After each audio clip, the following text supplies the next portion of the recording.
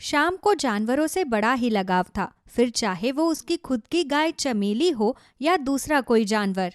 शाम अपनी चमेली गाय को खूब प्यार करता था, क्योंकि चमेली से ही उसका घर चलता था।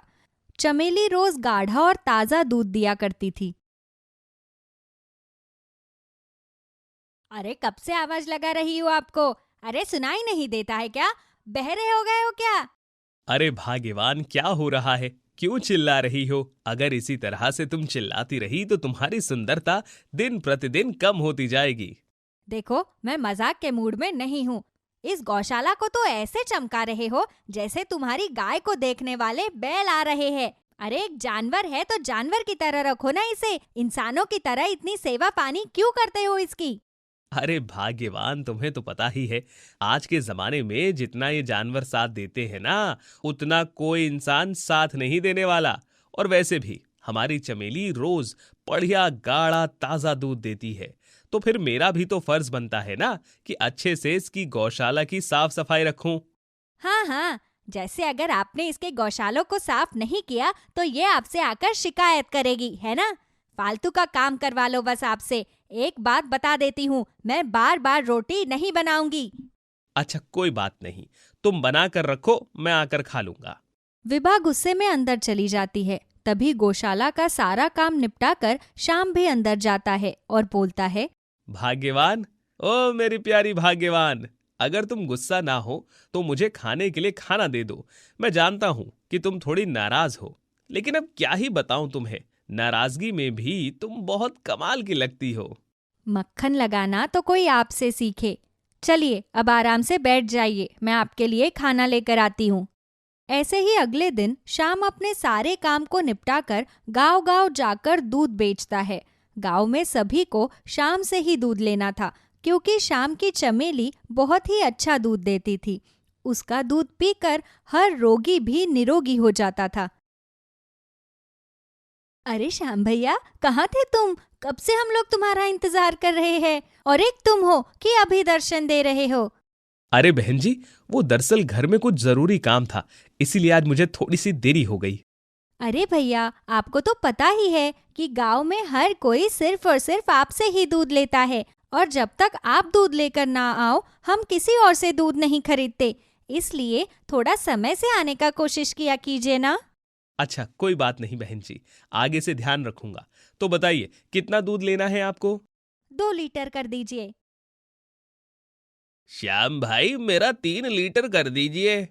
जी रुकिए, अभी आपका भी कर देता हूँ। तो वही शाम का पड़ोसी मनोज अपनी साइकिल पर अपनी गाय का दूध लेकर खड़ा था और अपना मुंह लटकाकर ये सारा नजारा देख रहा था। पूरे गांव में यहाँ वहां चक्कर लगाकर मैं थक चुका हूँ, लेकिन अभी तक एक भी ग्राहक मेरे पास नहीं आया। मैं क्या करूं, मुझे कुछ समझ में नहीं आ रहा। आखिर कब तक ऐसा चलता रहेगा? हर कोई सिर्फ और सिर्फ शाम से ही दूध लेता है। आखिर ऐसा क्या है इसके दूध में? मनोज अपने मन में ये सारी बातें सोच ही रहा था कि तभी वहां पर एक ग्राहक आता है और वो दोनों मनोज से बोलते हैं, भैया, कितने रुपए लीटर दूध दे रहे हो? 70 रुपए लीटर दूध दे रहा हूँ। बहुत ही अच्छी क्वालिटी का दूध है मेरे पास। एक बार लेंगे तो बार बार आएंगे मेरे पास। ठीक है भैया, दरअसल इस गांव में मैं नया हूँ और पहली बार आपसे दूध ले रहा हूँ, तो मुझे अच्छी क्वालिटी का ही दूध देना, ताकि मैं हमेशा आपसे ही दूध लूं। हाँ भैया, आप बेफिक्र होकर जाइए, अच्छी क्वालिटी का दूध देता हूँ मैं। बहुत नाम है मेरा इस गांव में। मनोज अपने उस ग्राहक को दूध दे देता है और ऐसे ही अगले दिन मनोज फिर से दूध बेचने के लिए जाता है। तब वही ग्राहक गुस्से में मनोज के पास आता है और बोलता है, क्या भैया, आपके दूध में तो पानी मिला हुआ था। अरे शर्म नहीं आती क्या इस तरह से बेईमानी करते हुए? मैं इस गांव में नया हूं, तो इसका मतलब ये नहीं कि तुम मेरे साथ बेईमानी करो। आगे से मैं कभी तुम्हारे से दूध नहीं खरीदूंगा।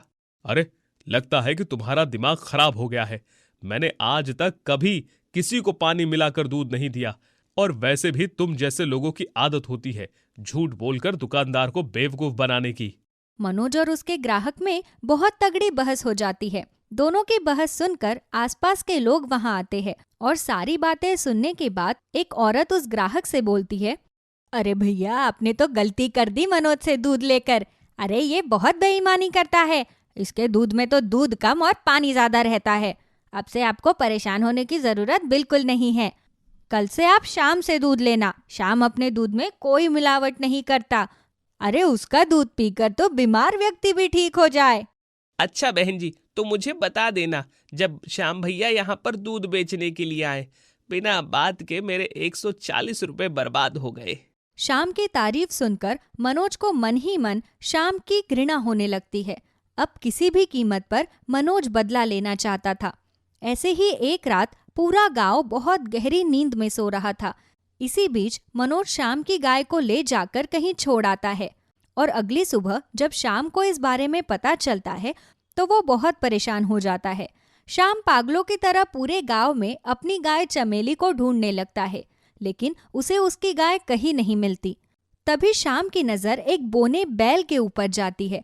वो बोना बैल दिखने में काफी छोटा था। बैल होने के बावजूद उसका साइज एक पिल्ले के समान था। हे भगवान, आखिर ये कैसा करिश्मा है तेरा। इस बैल को एक पिल्ले के समान क्यों बनाया है तूने? आखिर क्यों इसका कद तूने इतना छोटा कर दिया? आखिर क्या पाप किया था इसने?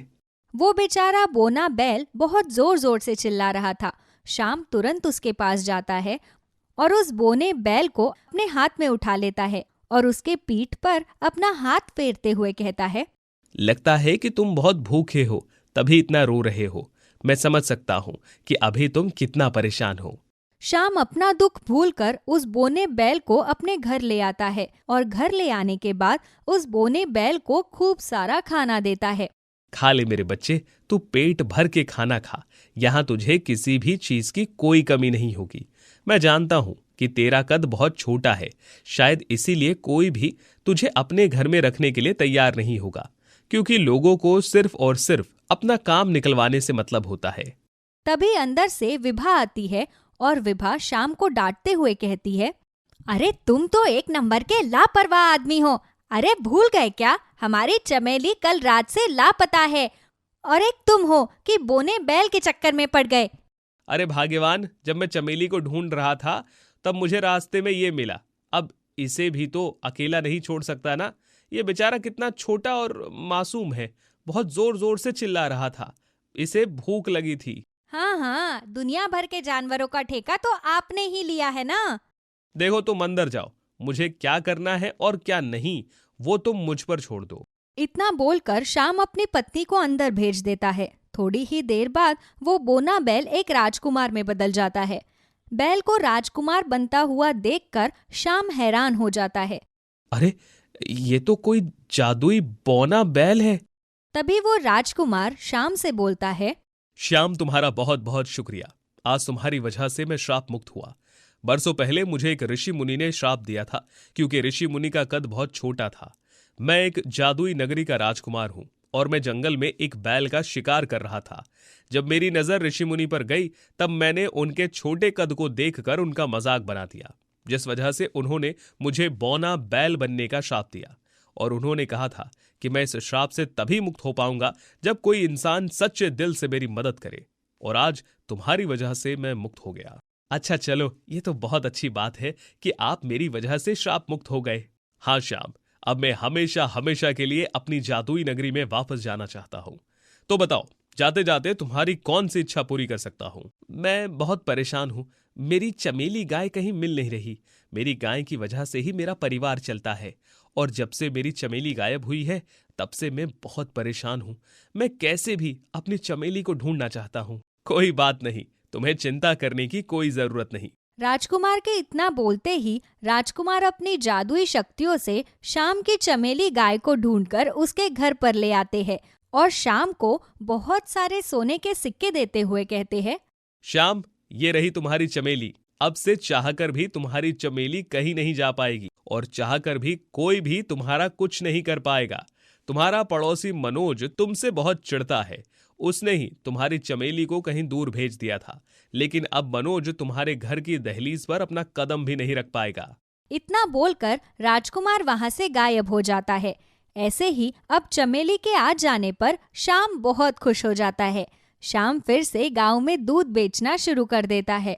ये देख मनोज को फिर से गुस्सा आता है और मनोज फिर से रात को श्याम के घर जाता है और जैसे ही वो श्याम के घर की दहलीज पर अपना पहला कदम रखता है, उसे एक बहुत जोरदार झटका लगता है और वो पीछे की ओर गिरता है।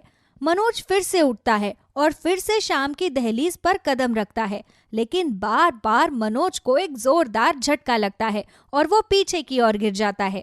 हे भगवान, आखिर ये क्या है? ये सब पहले तो ऐसा कभी नहीं हुआ, लेकिन आज अचानक से ये सब। तभी मनोज के कानों में एक डरावनी आवाज आती है। चले जाओ यहाँ से। दोबारा श्याम और उसके परिवार के ऊपर अपनी बुरी नजर बनाई तो तुम्हारे लिए बिल्कुल भी अच्छा नहीं होगा।